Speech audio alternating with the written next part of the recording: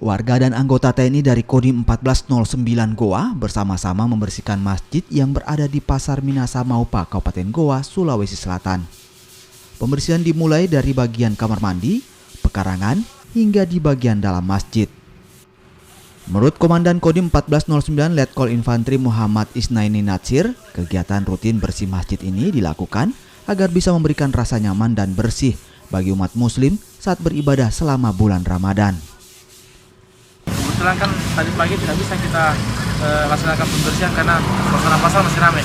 Jadi kita manfaatkan setelah masyarakat sudah sepi, kita beserta masyarakat serta anggota melaksanakan pembersihan terutama masjid. Sehingga pada saat nanti bulan suci Ramadan masjid kita sudah nyaman, bersih, kira-kira seperti itu. Termasuk juga ketertiban pasar. Jadi saya udarakan juga kerjasama dengan ketua pasar agar dijaga kebersihannya. Kegiatan bersih masjid ini dilakukan sejak beberapa hari terakhir hingga akan memasuki bulan Ramadan di sejumlah wilayah kecamatan yang ada di Kabupaten Goa. Asis, Kompas TV, Goa, Sulawesi Selatan.